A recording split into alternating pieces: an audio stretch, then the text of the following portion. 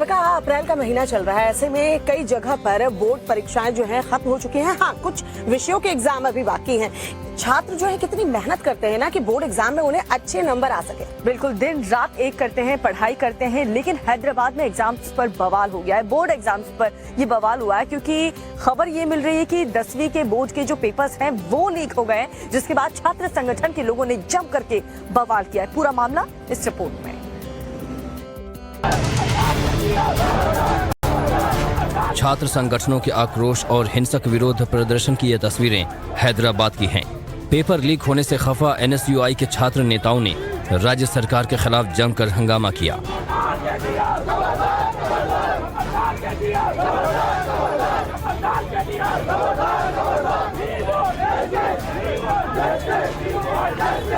छात्र नेता SSC office के बाहर नारेबाजी और धरना प्रदर्शन कर रहे थे।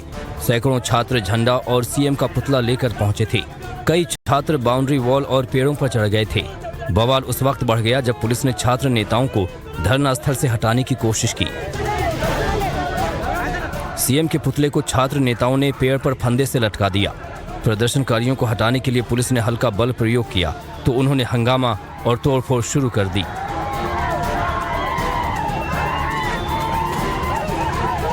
प्रदर्शनकारियों ने ऑफिस के बोर्ड को उखाड़ दिया। हंगामा इस कदर बढ़ गया कि मामले को संभालने के लिए पुलिस को घंटों मशक्कत करनी पड़ी। पेपर लीक की घटना विकाराबाद जिले की है। पुलिस ने 10वीं की परीक्षा का पेपर लीक करने के आरोप में एक टीचर को गिरफ्तार किया है, जिसने परीक्षा शुरू होने के कुछ ही मिनट में व्हाट्सएप में पेपर लीक किया था। आरोपी टीचर एक सरकारी स्कूल में केंद्र निरीक्षक के रूप में ड्यूटी कर रहा था। पिछले साल भी स्टेट सेकेंडरी स्कूल परीक्षा का पेपर लीक हुआ था, लिहाजा राज्य सरकार के खिलाफ लोगों में गुस्सा है।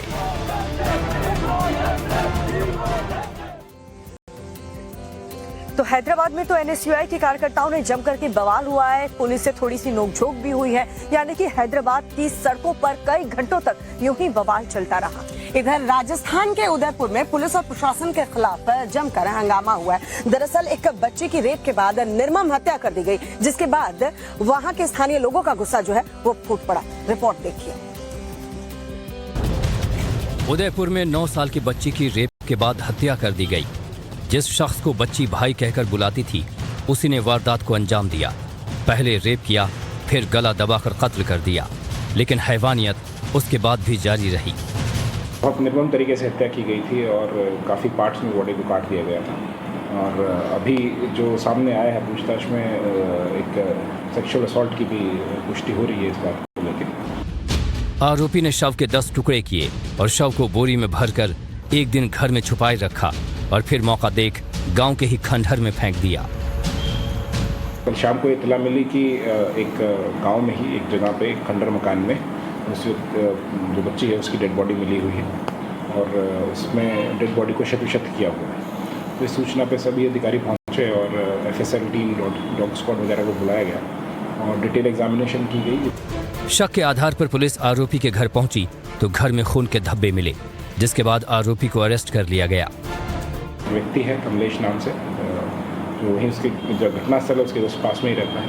उसके द्वारा बच्ची का अपहरण करके और उसके साथ एक घटना कारित की गई और ब्रूटली उन्होंने बच्ची को मारा है और शत-विशत किया है बॉडी को। कमलेश को पुलिस के द्वारा डिटेन किया जा रहा है और अग्रिम कार्रवाई इसमें की जा रही है। वारदात से गुस्साए लोगों ने SP ऑफिस पर प्रदर्शन किया। ग्रामीणों ने धरना दिया और बच्ची की हत्या के दोषी को फांसी की सजा देने की मांग की। वारदात 29 मार्च को हुई। बच्ची के रेप और मर्डर पर CM गहलोत ने मौन साधी रखा, लेकिन आरोपी के अरेस्ट होने के बाद अपनी और प्रदेश की पुलिस की पीठ थपथपाते दिखे। ट्वीट कर पुलिस की कार्रवाई को जांबाजी करार दिया। देखिए, बच्ची की हत्या कर उसके शव के साथ जो दरिंदगी की गई वो वाकई में डराने वाला है। ऐसे विकृत मानसिकता वाले लोगों के खिलाफ सख्त से सख्त कार्रवाई होनी ही चाहिए। और यहाँ पर एक और डरावनी खबर मिल रही है, क्योंकि देखिए मौसम बदल रहा है और बदलते मौसम के साथ जो कोविड का खतरा है वो भी बढ़ रहा है, क्योंकि कई राज्य से ऐसी खबरें आ रही है श्वेता की जो रफ्तार है कोविड केसेस की वो 10% से भी, यानी कि 10% से भी ज्यादा तेजी रफ्तार से कोविड के केसेस अब सामने आ रहे हैं। एक रिपोर्ट आपको दिखाते हैं। देश में कोरोना के मामले तेजी से बढ़ रहे हैं। आलम यह है कि महज 5 दिनों में ही कोरोना के एक्टिव मरीजों की संख्या देश में दोगुनी हो चुकी है। बीते 24 घंटे में देश में कोरोना के 3,641 नए केस सामने आए हैं। देश में कोरोना पॉजिटिविटी रेट 3.19% पहुंच गया है। भारत अब उन 5 देशों में पहुंच गया है जहां कोरोना के मामले तेजी से बढ़ रहे हैं। दिल्ली में भी कोरोना के केस तेजी से बढ़े हैं। दिल्ली में कोरोना के 293 नए मामले सामने आए हैं। दिल्ली में कोरोना पॉजिटिविटी रेट 18.53% है। दिल्ली में 1 जबकि पंजाब में 2 लोगों की मौत हुई है। जम्मू कश्मीर में भी कोरोना के मामले लगातार बढ़ रहे हैं। महाराष्ट्र में भी कोरोना तेजी से फैल रहा है। महाराष्ट्र में ही कोरोना के 250 नए मामले सामने आए हैं, जिनमें से 180 अकेले मुंबई में हैं। हरियाणा ने कोरोना की नई गाइडलाइंस जारी कर दी है। हरियाणा में एक्टिव मरीजों की संख्या 724 है। कोविड का प्रोटोकॉल है उसको मानना चाहिए। हमने सभी हेल्थ वर्कर्स को और 100 से ज्यादा गैदरिंग वालों को मास्क डालना अनिवार्य किया। कोविड काल में हमने देखा था कि किस तरीके से जो डॉक्टर्स हैं उन्होंने काफी मशक्कत की थी और अभी भी वो मेहनत कर रहे हैं, क्योंकि मेडिकल स्टाफ यानी कि डॉक्टर हो या फिर नर्स, हर कोई लगा हुआ है कोविड के मरीजों की सेवा में, उनकी बेहतरी के लिए, उनके इलाज में। वाकई में डॉक्टरों की तारीफ करनी पड़ेगी। लेकिन इधर देखिए, राजस्थान के उदयपुर में नर्सेस को सड़क पर उतरना पड़ा है। दरअसल उनका ये आरोप है कि कोर्स पूरा होने के बाद भी देखिए उन्हें रजिस्ट्रेशन नंबर जो है वो नहीं दिया गया है। इतना बवाल बढ़ा है कि पुलिस को मोर्चा संभालना पड़ा। रिपोर्ट दिखाते हैं। छात्रों के आक्रोश, प्रदर्शन और हंगामे की ये तस्वीरें उदयपुर की हैं। सोमवार को पैसिफिक इंस्टीट्यूट के बाहर हजारों छात्रों ने जमकर हंगामा किया। बवाल इस कदर बढ़ गया कि पुलिस को मोर्चा संभालना पड़ा। नर्सिंग कोर्स पूरा करने के बाद भी रजिस्ट्रेशन नंबर नहीं मिलने से छात्र आक्रोशित थे और इंस्टीट्यूट के बाहर प्रदर्शन के लिए जुटे थे। हंगामा बढ़ने पर पुलिस मौके पर पहुंची और छात्रों को समझाने की कोशिश की, लेकिन वह प्रदर्शन खत्म करने को तैयार नहीं हुए। छात्रों के उपद्रव करने पर हिरन मगरी थाना पुलिस ने लाठीचार्ज कर दिया।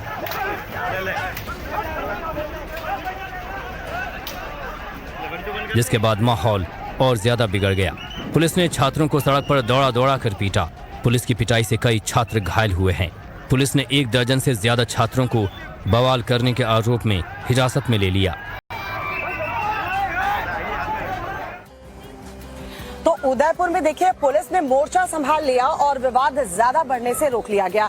मोर्चा तो हालांकि पंजाब पुलिस ने भी संभाल रखा है, लेकिन देखिए अमृतपाल उसके हत्थे अभी तक नहीं चढ़ा है।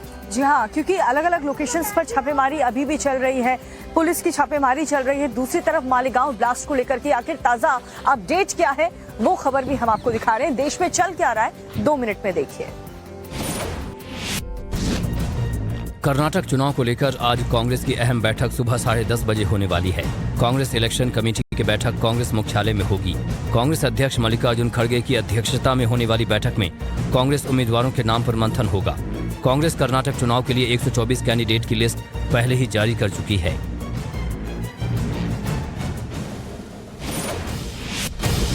मालेगांव ब्लास्ट केस में एक और गवाह अपने बयान से पलट गया है। स्पेशल एनआईए कोर्ट में गवाह ने आरोप लगाया कि एटीएस ने उसे अवैध रूप से हिरासत में रखकर 7 दिन तक टॉर्चर किया था। अब तक 33 गवाह अपने बयान से मुकर चुके हैं, जिसके बाद बीजेपी ने एक बार फिर आरोप लगाया कि मालेगांव केस में साजिश रचकर हिंदुओं को फंसाया गया। भारत दौरे पर आए भूटान के किंग जिग्मे खेसर नामग्याल वांगचुक आज प्रधानमंत्री मोदी से मिलेंगे। ये मीटिंग सुबह 11:15 बजे होगी। इस दौरान आपसी सहयोग पर चर्चा होगी। चीन को लेकर भूटान के पीएम के बयान के बाद भूटान के किंग की ये यात्रा बेहद अहम है। किंग जिग्मे खेसर नामग्याल राष्ट्रपति द्रौपदी मुर्मू के निमंत्रण पर भारत दौरे पर आए हैं। भगोड़े अमृतपाल की तलाश पंजाब से यूपी तक पहुंच गई है। एसटीएफ और पंजाब पुलिस की टीम ने यूपी के पीलीभीत में एक गुरुद्वारे में सुराग तलाशे। ऐसी खबर मिली थी कि खालिस्तान समर्थक अमृतपाल पीलीभीत के मोहनपुर गुरुद्वारे में रुका था, जिसके बाद पुलिस ने गुरुद्वारे में लगे सीसीटीवी कैमरों की फुटेज खंगाली। जांच में 16 में से 4 कैमरे बंद मिले। साथ ही कैमरे की रिकॉर्डिंग से भी छेड़छाड़ होने की बात सामने आई है। पंजाब एसटीएफ टीम कैमरों की डीवीआर अपने साथ ले गई। यूपी निकाय चुनाव को सुप्रीम कोर्ट की हरी झंडी के बाद अब सियासी गुणा भाग शुरू हो गया है। नए नियमों के तहत आरक्षण की अधिसूचना जारी होने के बाद हर पार्टी उम्मीदवारों के चयन में व्यस्त है। समाजवादी पार्टी के मुखिया अखिलेश यादव ने आज दोपहर 2 बजे लखनऊ कार्यालय में बैठक बुलाई है। इस बैठक में मेयर के संभावित उम्मीदवार के नाम पर चर्चा की जाएगी। तो रमजान का महीना चल रहा है और जो बिहार के मुख्यमंत्री हैं नीतीश कुमार, वो इफ्तार पार्टी में पहुंचे। उन्होंने सर पर टोपी भी लगाई थी और रोजा भी खोला। और इसी इफ्तार पार्टी के बहाने अब बीजेपी जो है वो नीतीश कुमार पर निशाना साध रही है। बीजेपी सवाल उठा रही है कि नीतीश कुमार जो है वो सुलगते नालंदा जाने के बजाय देखिए तुष्टीकरण की राजनीति कर रहे हैं। रिपोर्ट दिखाते हैं। बिहार के सीएम नीतीश कुमार इफ्तार पार्टी में शामिल होने फुलवारी शरीफ पहुंचे तो उन्हें आभास प्रधानमंत्री पद का कराया गया। मंच के पीछे होर्डिंग लाल किले का लगाया गया और इफ्तार पार्टी का आयोजन करने वालों ने तो ऐलान भी कर दिया कि सीएम को अब पीएम बन जाना चाहिए। पूरे बिहार वासियों का ये सपना है और कि नीतीश कुमार जी प्रधानमंत्री बने देश के, और नीतीश कुमार जी जैसे लोगों की, जैसे व्यक्ति की इस देश को जरूरत है। नीतीश कुमार इफ्तार पार्टी में शामिल हुए तो बीजेपी ने आरोपों की झड़ी लगा दी। कह डाला कि जब रोम जल रहा था नीरो बांसुरी बजा रहा था। आरोप लगाया कि नीतीश के पास इफ्तार पार्टी में जाने का वक्त है, लेकिन सुलगते हुए नालंदा जाने की फुर्सत नहीं है। आगजनी हो रही है, घटनाएं घट रही हैं, लेकिन मुख्यमंत्री जी के लिए इफ्तार की पार्टी खाने का फुर्सत है, लेकिन उनके गृह जिले में जाकर जो लगातार घटनाएं घटी हैं उनके पीड़ितों से मिलने का फुर्सत नहीं है। ये स्पष्ट रूप से दर्शाता है कि माननीय मुख्यमंत्री जी तुष्टीकरण की राजनीति में किस प्रकाष्ठा तक पहुंच गए। जब रोम जल रहा था तब नीरो बंसी बजा रहा था। उसी अंदाज में मुख्यमंत्री नीतीश कुमार इफ्तार में जश्न इफ्तार मना रहे हैं और बैकड्रॉप में जिस तरीके से लाल किला की तस्वीर, ऐसे लग रहा है कि कल झंडा फहराने जा रहे हैं लाल किले पर। शर्म भी नहीं आती है बिहार के मुख्यमंत्री को। नालंदा उनके गृह क्षेत्र में दंगा भड़का है। सासाराम और नालंदा में रामनवमी के बाद हुए बवाल पर बिहार की राजनीति गर्म है। दोनों तरफ से आरोप लग रहे हैं और नीतीश के इफ्तार पार्टी में जाने को बीजेपी अब मुद्दा बना रही है। तो बिहार में रामनवमी के बाद हुई हिंसा का विवाद जो है वो विधानसभा में भी गूंजता रहा। बीजेपी दरअसल ये आरोप लगा रही है कि सरकार कार्रवाई नहीं कर रही है और कार्रवाई अगर की भी जा रही है तो एक तरफा कार्रवाई की जा रही है। हालांकि सरकार ने इन आरोपों का जवाब दिया है और कहा है कि जितने भी आरोप हम पर लगाए जा रहे हैं वो बेबुनियाद है। इसको लेकर के अपडेट क्या है, क्योंकि दोनों ही लोकेशंस पर अभी भी तनावपूर्ण स्थिति बनी हुई है।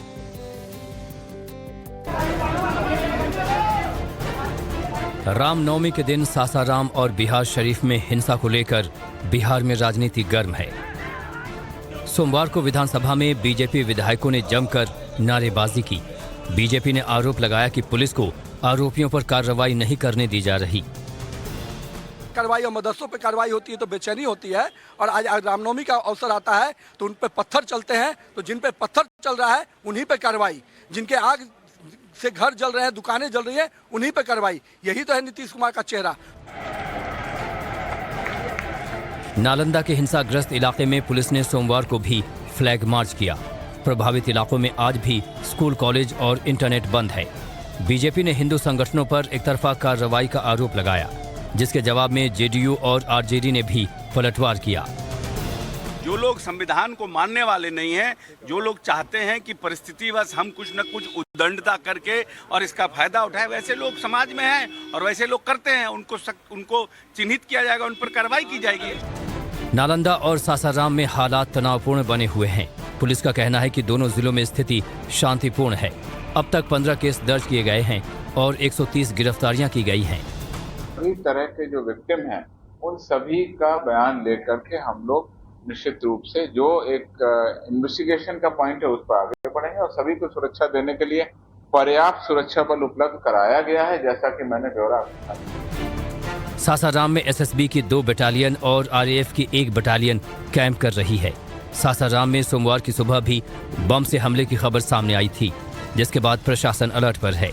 एडीजी ने सासाराम से पलायन की खबरों का खंडन किया है। देखिए, बिहार में बवाल के बाद राजनीतिक युद्ध अब एक तरीके से शुरू हो चुका है। दोनों ही तरफ से आरोप प्रत्यारोप का संग्राम छिड़ा हुआ है। हर तरफ से बयानबाजी हो रही है। और बात झारखंड की कर ले। झारखंड के साहिबगंज में देखिए तनाव जो है वो बढ़ गया है। यहाँ कुछ असामाजिक तत्वों ने दरअसल मंदिर में तोड़फोड़ की है और मंदिर में तोड़फोड़ करने के बाद लोगों में गुस्सा जो था वो फूट पड़ा। सड़क पर लोगों ने प्रदर्शन भी किया है।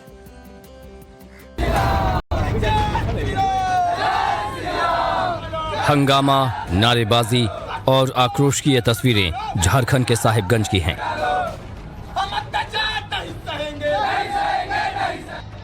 सोमवार को यहां कृष्णानगर इलाके में एक बार फिर तनाव फैल गया।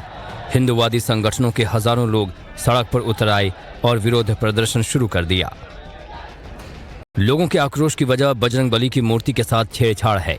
दरअसल कुछ असामाजिक तत्वों ने पटेल चौक के पास मौजूद हनुमान मंदिर में तोड़फोड़ की। सुबह जैसे ही मूर्ति से छेड़छाड़ की खबर फैली, सैकड़ों लोग मंदिर के बाहर इकट्ठा हो गए और नारेबाजी शुरू कर दी। हनुमान मंदिर है, उसमें मूर्ति के साथ छेड़छाड़ कुछ असामाजिक तत्वों द्वारा किया गया है। उसमें सीसीटीवी फुटेज हमें मिल गया है, उसका सत्यापन हम लोग कर रहे हैं। कुछ लोगों को चिन्हित किया गया है और उनके डिटेन करने के बाद उनसे पूछताछ की जाएगी। पुलिस का कहना है कि मूर्ति के साथ छेड़छाड़ करने वालों के बारे में पता चला है। जल्द ही आरोपियों को गिरफ्तार किया जाएगा। प्रशासन ने लोगों से शांति बनाए रखने की अपील की है। इससे पहले शनिवार को भी साहिबगंज में हिंसा भड़की थी, जब दुर्गा मूर्ति विसर्जन के दौरान कुछ लोगों ने शोभा यात्रा पर पथराव कर दिया था। बड़ा सवाल यह है कि सामाजिक सौहार्द बिगाड़ने की साजिश कौन रच रहा है, किसके इशारे पर शहर शहर हिंसा की आग में भड़काई जा रही है। तो साहिबगंज में पुलिस ने बवाल ज्यादा बढ़ने से पहले रोक लिया है। यहाँ आश्वासन पुलिस की तरफ से दिया गया है कि जो भी इसमें इन्वॉल्व रहा है उनके खिलाफ सख्त कार्रवाई की जाएगी और यही कहकर हिंदू संगठनों को शांत करवाया गया। और इसके अलावा बात करें महाराष्ट्र के संभाजी नगर की, तो वहां पर अभी भी तनावपूर्ण माहौल बना हुआ है और विवाद अभी भी बढ़ता जा रहा है, क्योंकि अब जो बवाल हुआ है, राजनीतिक विवाद जो अपने चरम पर है, वो कोर्ट के बाहर हो रहा है। पूरा मामला है क्या, इस रिपोर्ट में देखिए। महाराष्ट्र के संभाजी नगर में रामनवमी पर बवाल हुआ। उपद्रवियों ने पत्थर बरसाए, आगजनी की, राम मंदिर के द्वार पर लगे टेंट को भी फाड़ डाला। घंटों तक उपद्रवी हमलावर रहे, गाड़ियों को निशाना बनाया। ऐसा उत्पात मचाया जो शहर में पहले कभी नहीं देखा गया था। उपद्रव करने के आरोप में 400 लोगों पर केस दर्ज हुआ। 28 को अरेस्ट किया गया और कोर्ट में आरोपियों को पेश किया गया। उनके पास से जो बरामद करना है, जो उन्होंने जो ऑफेंस करते टाइम जो लाठी काठी और वो जो रॉड वगैरह जो यूज़ करे थे, वो जब्त करने के थे। और दूसरी बात, ये लोगों से और कोई लोग इनके साथ थे क्या, उनके बारे में मालूमात करने थे। आरोपी गिरफ्तार हुए तो जमीयत उलेमा हिंद सामने आ गया। आरोप लगा दिया कि निर्दोष लोगों को अरेस्ट किया गया है। पुलिस कह रही है कि सीसीटीवी के आधार पर पहचान कर आरोपियों को पकड़ा, लेकिन जमीयत का कहना है कि बेगुनाहों को फंसाया जा रहा है। मेरा वो इनको चैलेंज है कि एक भी जिन्होंने पकड़ा है, सीसीटीवी में इनको एक्शन में दिखा दे कि ये गुजरना एक अलग चीज़ हुई सर, कि अगर ये गाड़ी जला रहे हैं, पुलिस को मार रहे हैं, पथराव कर रहे हैं, तो इन्होंने दिखा देना। हम भी ये चाह रहे हैं और इनके पेरेंट्स का भी मानना ये है कि हमारे बच्चों को क्यों अरेस्ट किया जा रहा है, कम से कम वो बताए। जमीयत कह रही है कि आरोपियों को कानूनी मदद मुहैया कराएंगे, किसी भी बेगुनाह को जेल नहीं जाने देंगे। और बीजेपी कह रही है कि जमीयत उलेमा हिंद उपद्रवियों से हमदर्दी दिखा रहा है। देखो, जो जमायत उलेमा है, मुझे समझ में नहीं आता है कि सोशल ऑर्गेनाइजेशन है। सोशल ऑर्गेनाइजेशन का काम क्या सिर्फ दंगाइयों को छुड़ाने का, क्या बम ब्लास्ट के आरोपियों को छुड़ाने का, क्या यही बचा है क्या? तो मुझे तो लगता है कि जमात के ऊपर भी एक इंक्वायरी करनी चाहिए और जो लोग यानी अपराधियों को मदद करने वाले भी अपराधी होते हैं। पुलिस संभाजी नगर केस में सीसीटीवी लगातार खंगाल रही है। माना जा रहा है कि केस में कुछ और आरोपियों की भी जल्द गिरफ्तारी हो सकती है। तो संभाजी नगर में रामनवमी के अवसर पर आपने देखा किस तरीके से हिंसा और बवाल हुआ था। हालांकि सीसीटीवी फुटेज के आधार पर उन अपराधियों की, उन आरोपियों की पहचान की जा रही है, लेकिन उस पर भी अब सवाल खड़े हो रहे हैं। बवाल की बात की दीपिका आपने, तो बवाल तो इजराइल में भी हो रहा है। फिलिस्तीनी नागरिकों की मौत के बाद वहां तनाव की स्थिति बनी हुई है। उधर फिनलैंड की बात करें तो वहां नई सरकार बनने जा रही है और दुनिया में क्या कुछ हो रहा है बस 2 मिनट में आपको दिखाते हैं, देखिए जरा। हवा में मंडराता हेलीकॉप्टर और नीचे आइलैंड पर बेबस फंसे माइग्रेंट। ये तस्वीरें इटली के समंदर की हैं, जहां सिसिली द्वीप पर 32 प्रवासी फंसे हुए थे।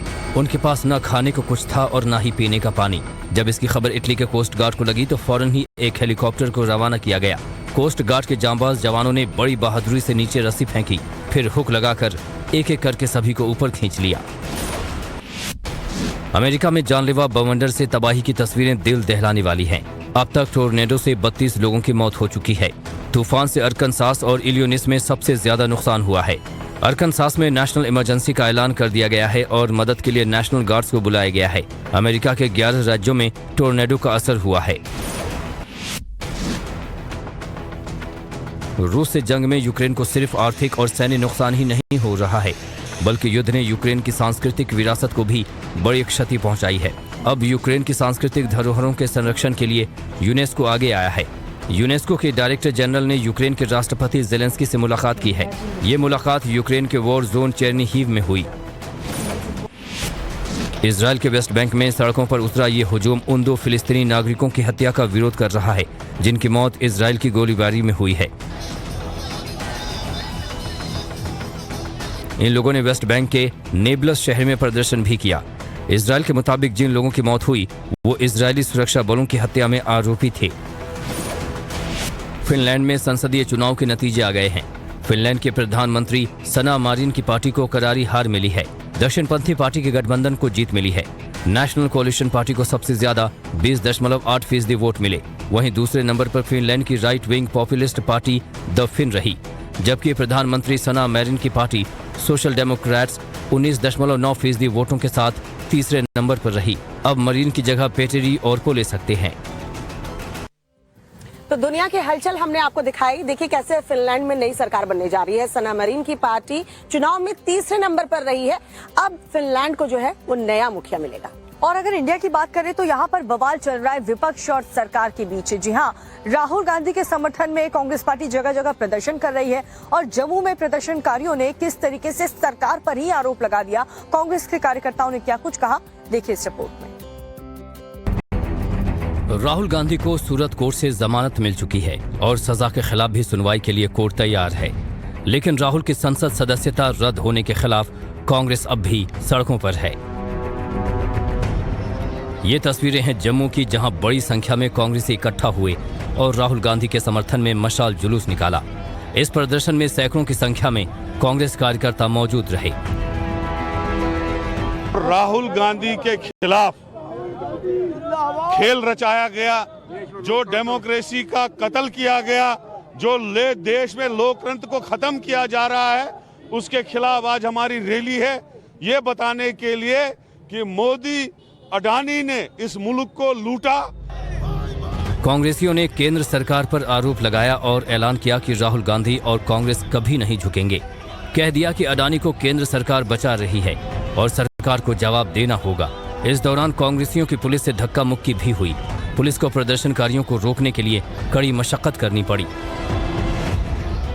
ये बौखला गए हैं, डाइवर्ट करना चाहते हैं, वो इश्यू को बाजू रखना चाहते हैं। सिर्फ सिंपल सवाल था कि आपका और अडानी का क्या संबंध है मोदी जी, ये उन्होंने पूछा था। उन्होंने अगर बोल दिया होता कि मेरा कोई संबंध नहीं तो विषय वही समाप्त हो जाता, लेकिन वो डाइवर्ट करना चाहते हैं। राहुल गांधी की संसद सदस्यता कोर्ट से सजा मिलने के बाद खत्म हुई है, लेकिन कांग्रेस ऐसे दिखा रही है कि केंद्र सरकार की वजह से उनकी सदस्यता रद्द हुई। कांग्रेस इस मसले को कर्नाटक चुनाव में भुनाने की कोशिश में है। तो रात में कांग्रेसी जम्मू में मशाल जुलूस लगातार निकालते रहे और जम करके शक्ति प्रदर्शन किया। उधर बात करें सूरत की, तो सूरत में भी कांग्रेस ने शक्ति प्रदर्शन किया। राहुल गांधी जब सूरत सेशन कोर्ट में जमानत की अर्जी लगाने के लिए पहुंचे तो उनके साथ कांग्रेस के कई दिग्गज नेता उस वक्त मौजूद रहे। राहुल गांधी को जमानत तो मिल गई, लेकिन बीजेपी अब इस शक्ति प्रदर्शन पर सवाल उठा रही है। वकीलों की बड़ी फौज के साथ राहुल गांधी और प्रियंका वाड्रा सूरत के सेशंस कोर्ट में अर्जी लगाने दाखिल हुए। पहली अर्जी गिरफ्तारी से राहत की लगाई और कोर्ट ने 13 अप्रैल तक गिरफ्तारी से राहत दे दी। अगली सुनवाई 13 अप्रैल को होगी। दूसरी अर्जी जिला कोर्ट से मिली 2 साल की सजा खत्म करने की लगाई, जिस पर कोर्ट 3 मई को सुनवाई करेगा। राहुल गांधी को जेल से राहत मिली तो कांग्रेसी फूले नहीं समाये। न्याय प्रक्रिया में पूर्ण विश्वास तुरंत जता दिया। इस केस में कोई दम नहीं है, केस चल ही नहीं सके ऐसा है। कहीं पर भी एक चीज़ ऐसी नहीं थी कि जिससे मैक्स टू मैक्स पनिशमेंट 2 साल की हो सकती है। आज हमने अपील फाइल की है और यही होता है अपील में। इनको आज जब फाइनल अपील नहीं चलेगी तब तक इनके बेल ग्रांट किए है, सेंटेंस स्टे हो गया है। इधर राहुल गांधी भी ट्विटर पर प्रकट हुए और लिख डाला, ये मित्रकाल के विरुद्ध लोकतंत्र को बचाने की लड़ाई है। इस संघर्ष में सत्य मेरा अस्त्र है और सत्य ही मेरा आसरा। सूरत कोर्ट में राहुल गांधी के साथ अशोक गहलोत और भूपेश बघेल भी साथ थे। कोर्ट के बाहर कांग्रेसियों की लंबी लाइन लगी हुई थी और बीजेपी इसी पर सवाल उठा रही है। अपने तमाम झंडा बरदारों के साथ इतना बड़ा लश्करे जर्रार लेकर क्या करने गए थे?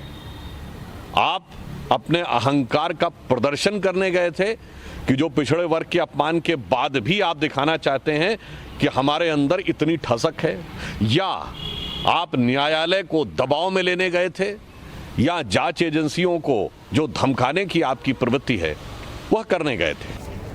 एक तरफ राहुल गांधी हैं जो कह रहे हैं कि वो माफी नहीं मांगेंगे और दूसरी तरफ बीजेपी है जो कह रही है कि पिछड़ों का अपमान कांग्रेस की शान बन चुका है।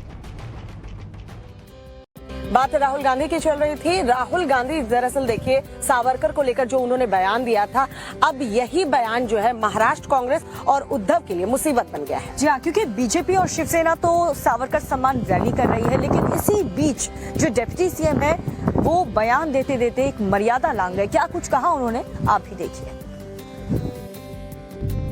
राहुल गांधी ने सावरकर पर टिप्पणी की, सावरकर को अंग्रेजों से माफी मांगने वाला बताया और कहा कि वो माफी नहीं मांगेंगे। राहुल गांधी सोचता है मेरा नाम सावरकर नहीं है, मेरा नाम गांधी है। गांधी किसी से माफी नहीं मांगता। अब राहुल के इसी बयान को महाराष्ट्र में शिवसेना और बीजेपी ने अस्मिता से जोड़ दिया है। बीजेपी सावरकर सम्मान रैलियां कर रही है। मुंबई में बीजेपी ने सावरकर सम्मान रैली की, जिसमें देवेंद्र फडणवीस ने राहुल गांधी पर हमला बोला और बातों ही बातों में देवेंद्र फडणवीस शब्दों की मर्यादा पार कर गए।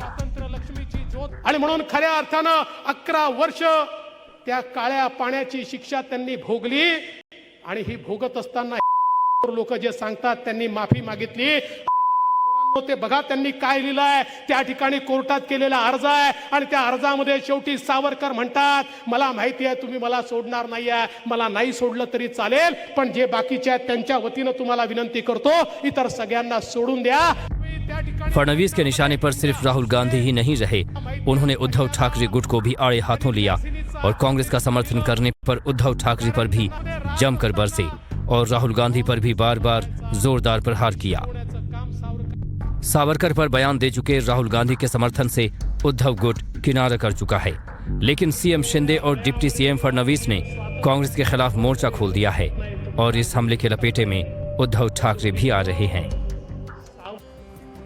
और चलिए बात करेंगे आईपीएल की। आईपीएल का रोमांच जो है हर मैच के साथ बढ़ता जा रहा है। मैच ऐसे कांटे की टक्कर की हो रही है कि फैंस की सांसें जो है थम जाती है।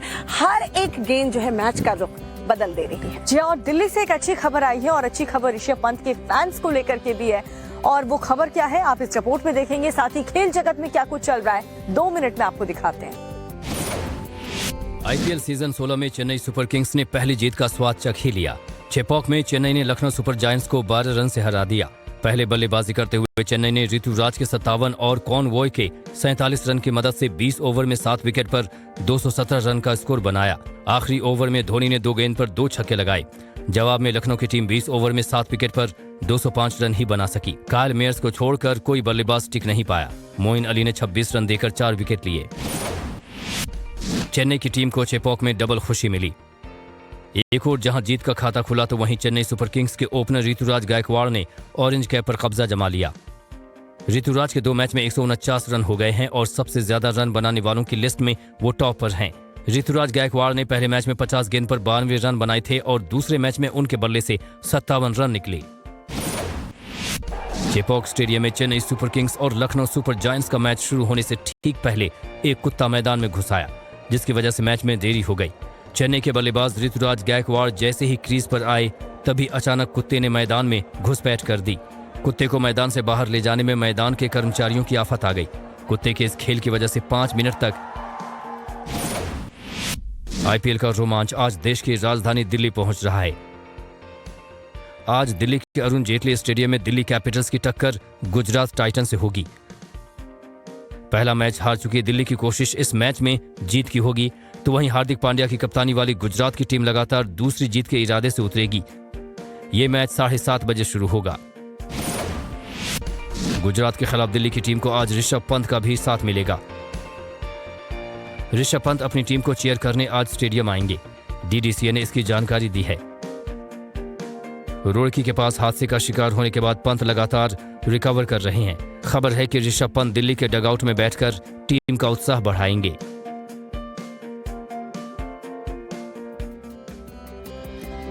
और चलिए बात करते हैं बागेश्वर धाम वाले बाबा की। जी हाँ, उनका और विवादों का जो साथ है वो चोरी दामन सलीका हो चुका है, क्योंकि इस बार बाबा धीरेन्द्र शास्त्री ने साईं बाबा को लेकर के विवादित बयान दिया। और यही विवादित बयान जो है अब साईं भक्त धीरेन्द्र शास्त्री के खिलाफ जो है हमलावर हो चुके हैं। इस बयान की वजह से मुंबई में बाबा के खिलाफ केस भी दर्ज कर लिया गया है। रिपोर्ट दिखाते हैं, देखिए। बागेश्वर बाबा पंडित धीरेन्द्र शास्त्री और शिरडी साईं भक्तों के बीच विवाद बढ़ता ही जा रहा है। बागेश्वर बाबा के बयान से साईं भक्त नाराज हैं। साईं भक्तों का कहना है कि बाबा ने खुद को कभी भगवान नहीं माना, लेकिन भक्तों को उनमें भगवान दिखते हैं। अगर आप ऐसा कुछ वक्तव्य अगली बार करेंगे तो आपको वहां पर स्टेज पे आके आपके कान के पीछे भी लगाने वाले साईं भक्त है, क्योंकि बाबा के बारे में कोई भला बुरा सोच नहीं सकता है। ऐसे पाखंडी बाबा है, जो पॉलिश बाबा है, एसी में रहने वाले बाबा है, इनका एक ही काम है जिस बाबा के ऊपर अनाप शनाप आरोप करना और बेताल वक्तव्य करके अपना टीआरपी बढ़ाना। रविवार को भी धीरेन्द्र शास्त्री के खिलाफ शिरडी में साईं भक्तों ने विरोध प्रदर्शन किया। दरअसल बागेश्वर बाबा ने बयान दिया था कि साईं बाबा संत या फकीर हो सकते हैं, लेकिन भगवान नहीं हो सकते। आस्थाओं पर हम बोल नहीं, आप लोगों की अपनी अपनी निजी आस्थाएं, किसी की आस्था को हम ठेस नहीं पहुंचा सकते। और इतना कह सकते साईं बाबा संत हो सकते हैं, फकीर हो सकते हैं, भगवान नहीं हो सकते। मुंबई के बांद्रा पुलिस थाने में धीरेन्द्र शास्त्री के खिलाफ शिकायत भी दर्ज कराई गई है। साईं भक्तों ने बागेश्वर बाबा पर धार्मिक भावनाएं भड़काने का आरोप लगाया है। शिवसेना उद्धव गुट के नेता और शिरडी साईं संस्थान के पूर्व ट्रस्टी राहुल कनाल की ओर से ये शिकायत दी गई है। तो बागेश्वर धाम वाले बाबा के इस बयान के बाद विवाद जो है वो लगातार बढ़ता जा रहा है। उन पर भावनाएं, लोगों की भावनाएं आहत करने का आरोप भी लग रहा है। और इधर विवाद तो मुरैना में बीजेपी विधायक के एक बयान को लेकर के भी जबरदस्त तरीके से हो रहा है, क्योंकि एक जो महिला गांव की महिला पहुंची थी विधायक जी के पास फरियाद लेकर के कि जो शराब का ठेका है उसे हटवा दिया जाए, लेकिन इसके जवाब में विधायक जी के बयान को लेकर के अगर आप सुनेंगे क्या कुछ उन्होंने कहा, आप भी हैरान हो जाएंगे। सुनिए। मध्य प्रदेश के मुरैना में महिला विधायक जी के पास फरियाद लेकर पहुंची। मामला था शराब के ठेके को गांव से हटवाने का, लेकिन विधायक जी ने जो कहा वो हैरान करने वाला है। विधायक जी बातों ही बातों में बता गए कि शराब के ठेकों के वो खुद ही मालिक हैं, इसलिए ठेके बंद नहीं होंगे। बताओ क्या मदद कर सकता हूँ? बंद करवाओ हमसे, हमारे गाँव से। कैसे करना बताओ? कैसे करवाओ तुम? हम शराब के ठेकेदार ही हैं। तो तुम शराब बेच ठेकेदार हैं तो हम का पागल हैं? तो मारपीट खाएंगे और पी के आएंगे, फिर महिला ने मारपीट करेंगे। गिलास दे रहे हैं, पानी दे रहे हैं, घर में बैठा के पिवा रहे हैं, जो कौन सा नियम है? तुम ठेकेदार हैं, कितने के लेते शराब के? जी बताओ, कितने में ठेका भाव शराब को? कितने लेते शराब के? कितने को ठेका भाव तुम? अरे जी तो जोरा में थोड़ी है सांकरा। विधायक जी ने फरियादी को साफ कह दिया कि शराब के ठेके पर चाहे नियमों की धज्जियां उड़ें, लेकिन ठेका वहीं रहेगा। अब जब राजा ही बात नहीं सुनेगा तो प्रजा फरियाद लेकर जाए तो कहां जाए? तो सुबह सुबह की कई अच्छी बातें होती है, कई खूबसूरत बातें होती हैं, क्योंकि देखिए लोग सुबह सुबह सैर पर निकलते हैं और जो डॉग लवर्स हैं वो अपने अपने डॉग्स को लेकर के घर से बाहर निकलते हैं, लेकिन जो आवारा कुत्ते हैं वो कई बार लोगों की जान के लिए आफत बन जाते हैं। सिर्फ आवारा कुत्ते ही नहीं, पिटबुल के अटैक्स काफी ज्यादा बढ़ गए हैं। इस बार अंबाला कैंट में एक मासूम बच्ची पर पिटबुल ने पहले अटैक किया, उसके बाद जो और भी कुत्ते थे वो इस पिटबुल के अटैक को देखकर उस बच्ची के ऊपर झपट पड़े। इस वक्त बच्ची की हालत कैसी है, पूरी अपडेट आपको दिखाते हैं। 4 साल की बच्ची पर कुत्तों के हमले का ये वीडियो रोंगटे खड़े कर देने वाला है। घटना अंबाला कैंट की है। बच्ची गली से गुजर रही थी, तभी पिटबुल ने उस पर हमला कर दिया। 2 से 3 दूसरे कुत्तों ने भी बच्ची पर हमला किया। पिटबुल ने बच्ची को जमीन पर गिराकर उसे नोच डाला। गनीमत रही कि मौके पर लोग मौजूद थे। उन्होंने दौड़कर बच्ची को बचाया, वरना कुत्ते उसकी जान भी ले सकते थे। बच्ची को कुत्तों ने 15 जगह काटा है। परिजनों ने पिटबुल के मालिक के खिलाफ केस दर्ज कराया है। पिटबुल और 3-4 ब्रीड और पाली हुए खतरनाक, और गली में किसी को इस बारे में नहीं पता था कि इसने ये कुत्ता पाला हुआ है। तो मेरे बच्चे नीचे गली में खेल रहे थे, तीनों बच्चे, इनका गेट खुला और कुत्ते ने सीधा मेरी गुड़िया पे अटैक करा। पड़ोस की लड़की पिटबुल को बाहर घुमा रही थी। इसी दौरान उसने बच्ची पर हमला कर दिया। बच्ची के पिता के मुताबिक लोगों ने खतरनाक नस्ल के कुत्ते पाल रखे हैं। नगर परिषद के सेक्रेटरी ने भी कहा है कि जो खतरनाक कुत्ते पालते हैं उनके मालिक के खिलाफ कार्रवाई की जाएगी। बहुत ज़्यादा इंजरी आई है, सीशल बहुत ज़्यादा, हाँ, और सीसीटीवी के अंदर सब कुछ मौजूद है। जो हुआ है मामला दर्ज करा चुके हैं जी। हम चाहते हैं कि सख्त से सख्त कार्रवाई हो। पुलिस पिटबुल के मालिक के खिलाफ कार्रवाई की तैयारी कर रही है। खतरनाक कुत्तों के आतंक का ये पहला मामला नहीं है।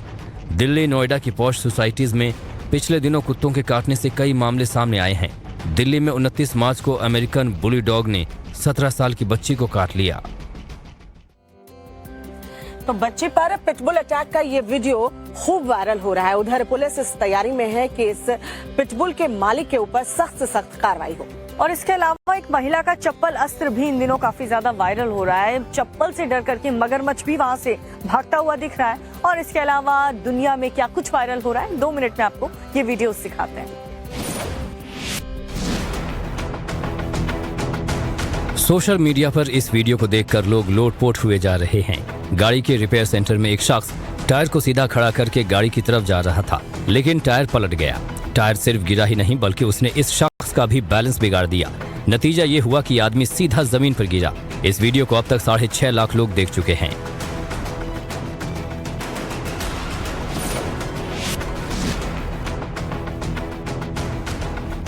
सुबह सुबह चाय में बिस्किट डालकर आप भी खाते होंगे। कभी आपके साथ ऐसा हुआ है कि बिस्किट मुंह में आने से पहले चाय में गिर गया हो? सोशल मीडिया पर वायरल इस वीडियो को जो भी देख रहा है उसका हंस हंस कर बुरा हाल है।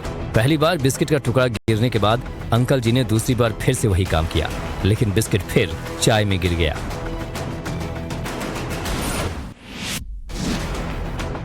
मां की चप्पल से खतरनाक शिकारी कहा जाने वाला मगरमच्छ भी डर गया। टॉप ट्रेंडिंग इस वीडियो को अब तक 16 लाख लोग देख चुके हैं। नदी के किनारे एक महिला अपने डॉगी के साथ खड़ी है, तभी एक मगरमच्छ शिकार की तलाश में किनारे पर आता दिखा। महिला ने जैसे ही मगरमच्छ को देखा तो उसने अपनी चप्पल निकाल ली और उसी से मगरमच्छ को डराने लगी। हैरानी की बात यह रही कि मगरमच्छ भी चप्पल से डरकर वापस नदी में लौट गया। हम तो डूबेंगे सनम, तुमको भी ले डूबेंगे, ये कहावत आपने सुनी होगी। आज उसका वीडियो प्रमाण देख लीजिए। एक शख्स वाटर स्कूटर से झील के किनारे पहुंचा। उसने बाहर निकालकर एक पैर किनारे खड़ी बोट पर रखा, तभी बैलेंस बिगड़ा और वो पीछे की ओर गिरा। संभलने की कोशिश में उसने वाटर स्कूटर चला रहे शख्स को पकड़ा, लेकिन साथ साथ उसे भी लेकर पानी में गिर गया। अब तक इस वीडियो को करीब 21 लाख लोग देख चुके हैं।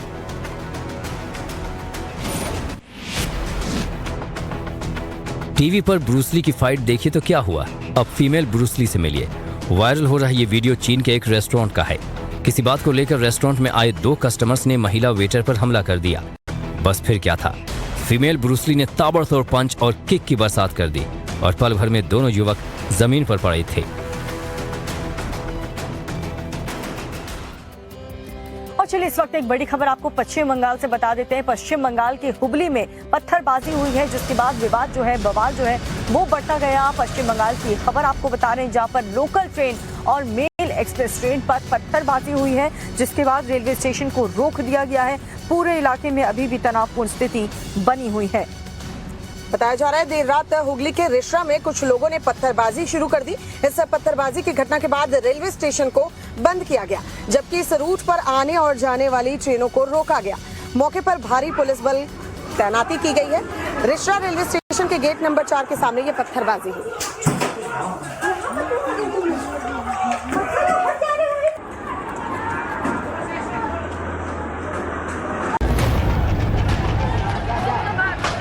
पश्चिम बंगाल में हुगली और हावड़ा में हिंसा को लेकर सियासत गर्म है। शोभा यात्रा के दौरान पथराव और आगजनी को लेकर बीजेपी और हिंदूवादी संगठन आक्रोशित हैं। इस बीच सीएम ममता बनर्जी के बयान से सियासी बवाल और बढ़ गया है। ममता ने कहा है कि 6 अप्रैल को हनुमान जयंती के दिन भी हिंसा हो सकती है। আর একটা দিন আমি অ্যাডমিনিস্ট্রেশনকে সতর্ক করব, 6 তারিখটাও মনে রাখবেন আমাদের ছেলে মেয়েরাও। 6 তারিখটা আমরা বজরংবলীকে সবাই সম্মান করি, কিন্তু ওরা যেন দাঙ্গার নামে আবার কোনো প্ল্যান করতে না পারে, এটা মাথায় রেখে দেবেন। সারা ভারতবর্ষে করছে। दीदी के बयान पर बीजेपी ने पलटवार किया है और आरोप लगाया है कि टीएमसी ने पहले से ही हिंसा का प्लान बना रखा है। जनता के साथ कुछ भी नहीं किया ये लोग, बहुत सारे लोग घायल हुए हैं, ये पूरी प्लानिंग है। आज पहले से प्लानिंग करके ये सब करा रहे हैं ममता बनर्जी। हम लोग चाहते हैं इसका एनआईए जांच हो। दूसरी तरफ टीएमसी नेता डोला बनर्जी ने कहा है कि राम जी ने अपने शिष्यों को कभी नहीं कहा कि रामनवमी पर पिस्टल लहराओ और जुलूस निकालो। बीजेपी के लोग दंगा भड़काने के लिए जुलूस निकालते हैं। देश में कभी भी रामनवमी में ऐसा आर्म्ड जुलूस और इतना प्रोवोकेटिव जुलूस इंटेंशनली दंगा फसाद करने का मकसद में जुलूस कभी नहीं देखा। हावड़ा और हुगली में हिंसा के विरोध में बीजेपी आज विरोध प्रदर्शन करेगी। बीजेपी का आरोप है कि ममता बनर्जी तुष्टीकरण की राजनीति कर रही हैं। पुलिस प्रशासन दंगाई के खिलाफ कोई कार्रवाई नहीं कर रही है।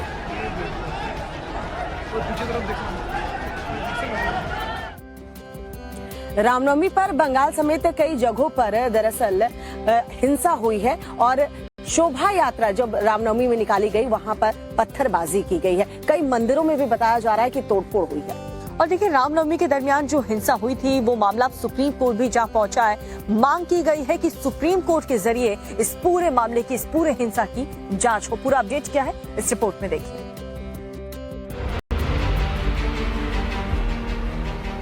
रामनवमी के दिन शोभा यात्रा के दौरान हिंसा का मामला सुप्रीम कोर्ट पहुंच गया है।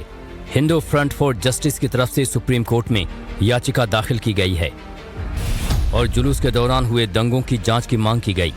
दंगों में घायलों के इलाज और संपत्ति के नुकसान का हर्जाना देने की भी मांग की गई है। पश्चिम बंगाल, बिहार, महाराष्ट्र, कर्नाटक, तेलंगाना, गुजरात में रामनवमी के दिन शोभा यात्रा के दौरान हिंसा हुई थी। हिंसा प्रभावित राज्यों के मुख्य सचिवों से रिपोर्ट तलब करने की मांग भी याचिका में की गई है। रामनवमी के दिन कई राज्यों में हुई हिंसा में लाखों का नुकसान हुआ है। कई लोग घायल हुए हैं। बिहार के सासाराम और बिहार शरीफ में अभी भी हालात सामान्य नहीं हुए हैं। याचिका में मांग की गई है कि हिंसा में शामिल लोगों से नुकसान की भरपाई के लिए हर्जाना वसूला जाए और हिंदुओं को शोभा यात्रा से न रोका जाए। तो राजनीति की, खेल की, देश की, दुनिया की तमाम हर छोटी बड़ी खबरें हमने आप तक पहुंचाए, लेकिन अब आपको एक खास सेगमेंट दिखाएंगे। जी हाँ, बात एंटरटेनमेंट की करेंगे। जानवी कपूर कहाँ मत्था टेकने के लिए पहुंची, बोला कि स्पेशल स्क्रीनिंग में कौन कौन पहुंचे, वही रवीना टंडन कहाँ स्पॉट की गई, हम आपको दिखाएंगे 2 मिनट एंटरटेनमेंट में। जानवी कपूर अपने पिता बोनी कपूर और बहन खुशी कपूर के साथ आंध्र प्रदेश के तिरुपति पहुंची और वहां उन्होंने तिरुमाला बालाजी में पूजा अर्चना की। बता दें, Janhvi Kapoor RRR film star की अगली फिल्म एनटीआर 30 से तेलुगु सिनेमा में डेब्यू करने वाली हैं। इसके अलावा बवाल, बड़े मियाँ छोटे मियाँ, मिस्टर एंड मिसेस माही और तख्त जैसे प्रोजेक्ट में भी वो जल्द दिखाई देंगी। बॉलीवुड एक्ट्रेस रवीना टंडन भी उज्जैन पहुंची। यहां उन्होंने बाबा महाकाल के दर्शन किए और जलाभिषेक किया। इस दौरान रवीना ने मीडिया से बात की। उन्होंने कहा कि वो अपनी नई फिल्म की सफलता चाहती हैं। बता दें, एक्ट्रेस बिनोय गांधी की डायरेक्टेड फिल्म घुड़चड़ी और विवेक बोड़ा कोटी की फिल्म पटना शुक्ला में नजर आने वाली है। अजय देवगन की फिल्म भूला की स्पेशल स्क्रीनिंग की गई। इस खास मौके पर सुपरस्टार अजय देवगन बेटे युग के साथ पहुंचे और उन्होंने फैंस से मुलाकात की। इस बीच एक फैन ने अजय देवगन का हाथ पकड़ लिया, जिससे अजय काफी अनकंफर्टेबल नजर आए और उन्होंने झटका देकर अपना हाथ छुड़ाया। वीडियो वायरल हुआ तो फैंस कई तरह के रिएक्शंस दे रहे हैं। शक्ल देखकर चाचा। अजय देवगन की फिल्म भोला ने वो कर दिखाया जिसका इंतजार हर किसी को था। रिलीज के चौथे दिन भोला ने बम्पर कमाई की। रविवार को फिल्म ने अब तक की सबसे ज्यादा 14 करोड़ रुपए से ज्यादा की कमाई की। अपने फर्स्ट वीकेंड में तमिल फिल्म कैथी के इस रीमेक ने 41 करोड़ रुपए से अधिक की कमाई कर ली है। मंगलवार को महावीर जयंती की छुट्टी है, ऐसे में भोला फिल्म को इसका भी फायदा मिल सकता है। नुसरत जहां बंगला सिनेमा की जानी मानी एक्ट्रेस हैं, वो सोशल मीडिया पर काफी एक्टिव रहती हैं। हाल ही में नुसरत ने इंस्टाग्राम पर एक वीडियो शेयर किया है, जिसे देखने के बाद उनके फैंस काफी तारीफ कर रहे हैं। नुसरत ने वीडियो में हॉट क्रॉप टॉप और डेनिम पहना हुआ है। न्यूड मेकअप के साथ एक्ट्रेस ने हेयर ओपन रखे हैं। वीडियो में एक्ट्रेस की कातिलाना अदाओं ने यूजर्स का मन मोह लिया है।